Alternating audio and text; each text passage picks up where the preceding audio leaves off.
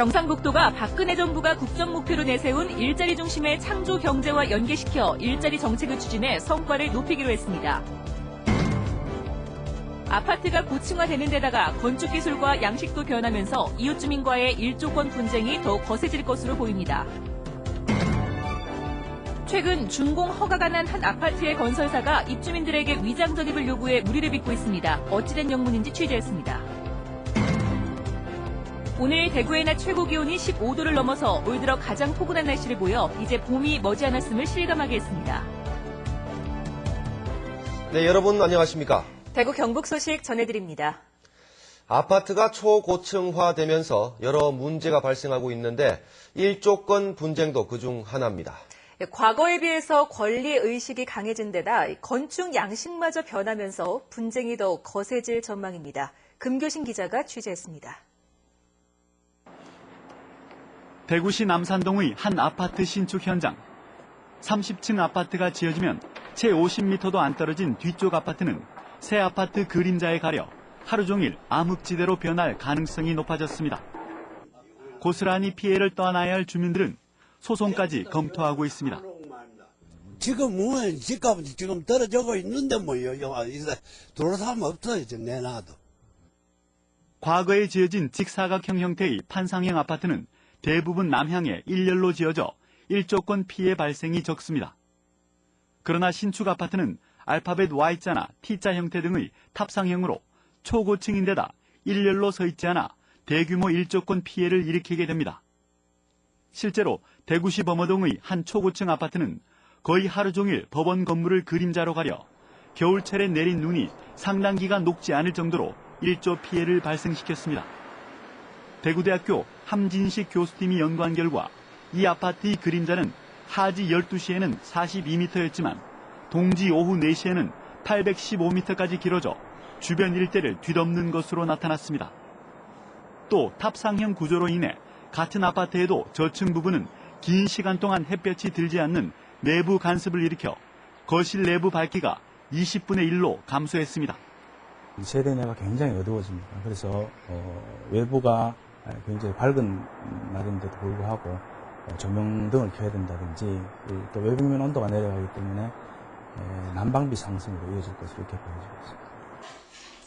더욱이 내년 3월 시행 예정인 층간소음 방지법규는 소음 방지에 탁월한 기둥식 아파트를 장려하고 있지만 기둥식은 바닥에 볼을 깔아야 해 20층만 지어도 10m가량 높아져 일조 피해를 확대시키게 됩니다.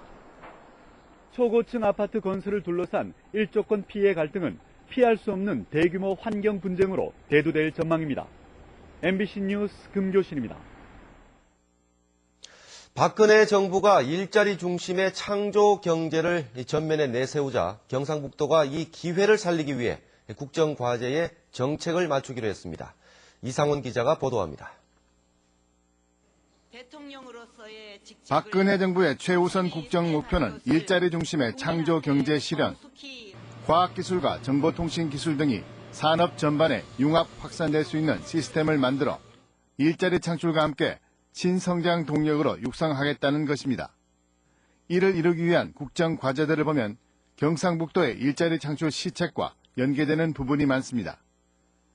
원래 경상북도는 생애 일자리, 청년 희망 일자리 등 5개 분야에서 108개 사업을 추진해 6만 4천여 개의 일자리를 새로 만들겠다는 목표를 세우고 있는데 국정과제에 관련된 분야의 비중을 확대할 계획입니다. 정보통신기술, 또 과학기술을 기반으로 한 미래 일자리 창출에 전력을 다할 계획으로 있습니다. 웹이라든지 또 청년 창업 보육센터, 그리고 나노, 원자력 등 이런 분야의 인력을 집중적으로 육성할 계획으로 있습니다. 그동안 취업에 치우쳐 소홀히 다뤘던 창업 분야도 마을기업, 사회적 기업, 협동조합 등을 중심으로 지역 특성에 맞는 창업 모델을 육성해 나가기로 했습니다. 박근혜 정부가 강조하는 일자리 중심의 창조 경제는 수년간 경상북도의 역점 시책이었던 일자리 창출과 밀접하게 연관되어 있는 만큼 정부 지원을 최대한 이끌어내 일자리의 규모와 질을 높여나가는 좋은 기회가 될 것으로 보입니다. MBC 뉴스 이상훈입니다. 네, 세종대왕이 썼던 것으로 추정되는 왕의 모자. 익선관이 공개됐습니다. 안쪽에선 훈민정음 해설서인 해례본 일부가 발견돼 학계에 비상한 관심을 끌고 있습니다. 권윤수 기자가 보도합니다. 장수를 상징하는 만자가 크게 수놓아져 있고 글자 양쪽엔 발톱이 4개 달린 사조용 2마리가 자수돼 있습니다. 10,000원짜리 지폐에 나온 세종대왕의 익선관과 달리 뿔 대신 삼각형 모양의 장식물 13개가 달려 있습니다.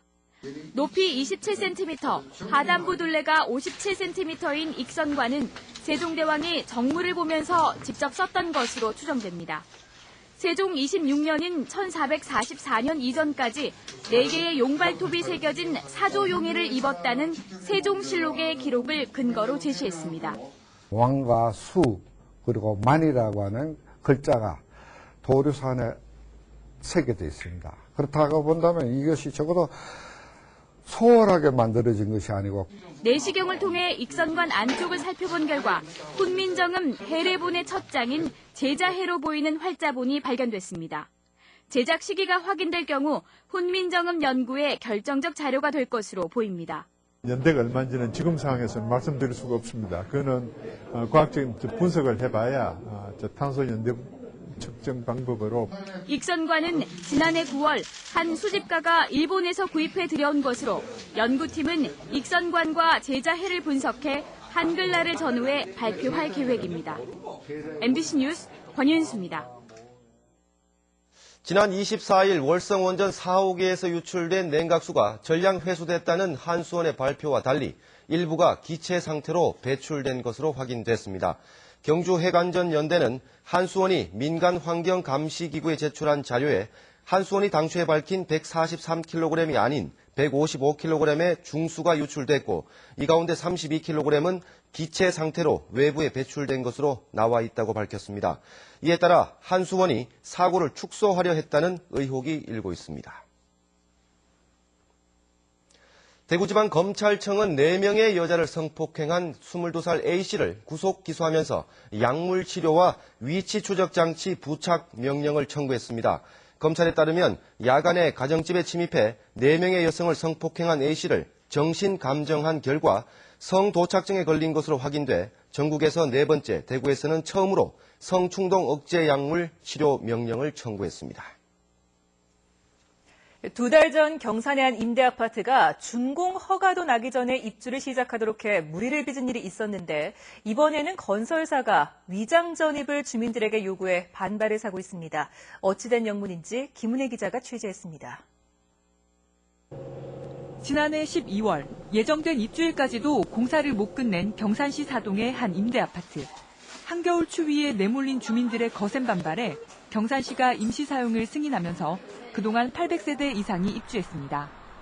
그리고 지난 25일 준공 허가가 났는데 이번에는 전입신고를 놓고 말썽을 빚고 있습니다. 준공 허가 전에 전입신고한 전 세대가 하루 이상 다른 곳으로 전입한 뒤 다시 전입신고를 하라는 안내문이 붙었습니다. 이렇게 협조할 경우 준공 지연에 따른 지체 보상금과 배상금을 지급하겠다는 겁니다. 네, 지금이라도 당장 약간 이체를 해주겠다 이렇게 말을 하니까 제 입장에서는 솔직히 제 개인적인 입장에서는 전입신고를 해서 그 돈을 받고 싶어요. 근데 전입신고를 하려고 하니까 이건 또 불법이라고. 금리가 낮은 국민주택기금을 대출받아야 하는 사업자의 입장에서는 세입자가 있을 경우 선순위로 대출받기 힘들기 때문입니다. 전입신고를 막 해버리고 해야 되다 보니까 그 국민주택 기금하고 그 선순위 설정해서 갖고 충돌이 되는 거예요. 쉽게 이야기하면은. 그것 때문에. 일부 입주민들은 사실상 위장 전입을 강요받고 있다며 반발하고 있습니다. 그 과실에 대해서 배상은 당연히 해줘야 되는 부분이고 해준다고 약속을 했고 이걸 시간을 지체시키다가 자기들이 이제 조금 더 이익적인 측면을 봐서 경산시는 실제 거주지와 다르게 전입신고를 할 경우 주민등록법 위반인 만큼 이번 사안을 지켜보겠다는 입장입니다. 늑장 준공의 위장 전입신고 요구 의혹까지 임대주택을 전문으로 짓는 건설사의 횡포에 서민들의 혼란만 가중되고 있습니다. MBC 뉴스 김은혜입니다. 얼마 전까지만 해도 동장군이 맹위를 떨쳤는데 오늘은 대구의 낮 기온이 15도를 넘었습니다. 성큼 다가온 봄 소식 엄지연 기자가 전해드립니다. 햇살을 잔뜩 머금은 버들강아지가 냇가에 우물 틔우며 봄을 재촉합니다.